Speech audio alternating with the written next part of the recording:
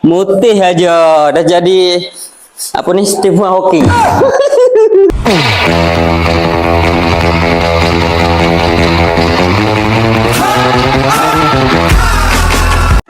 Assalamualaikum guys, jumpa lagi di video Art of Tech di 11 hari ke-11 hari ini.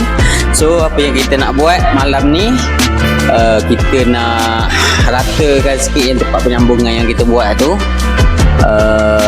Nak bagi licin sikit lah. Nak kata sekata tu hilang tu tak lah, dia nak melicinkan sedikit saja, lagi smooth lagi. Background kita ni lagi smooth lagi. Lepas tu baru kita nak tampal fluted wall lah. Okay, so sekarang ni salam bertukar lumus, kosok dengan kertas pasir. Nampaknya hampir sama dah tu. Alhamdulillah, benda kejap sangat je kalau buat. Uish, clear bye, clear, memang clear. Saya tengok lecing gitu more. Tekun dia kita tekun. Begitu tekun menggosok. Jadi kita akan sambung sikit je yang belah, yang fluted tu tak nampak lah. So guys, hari ke-11, let's go.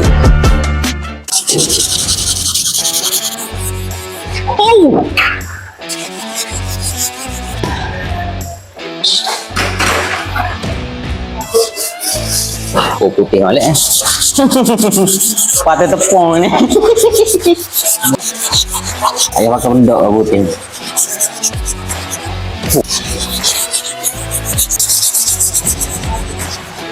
Batu Cina ni macam hantu Cina.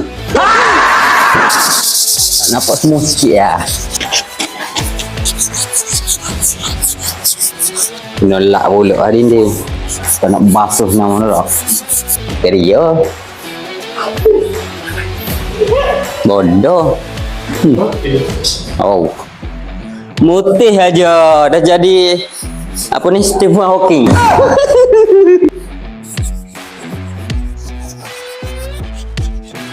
Apik dengan cat sekali lagi ya. Bagi hendak mata mandai sikit.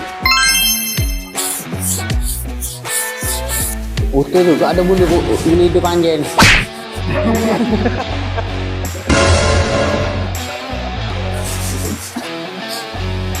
Putih habis dia itu.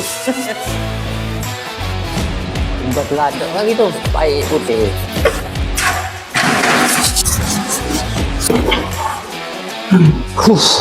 Boleh. Kino.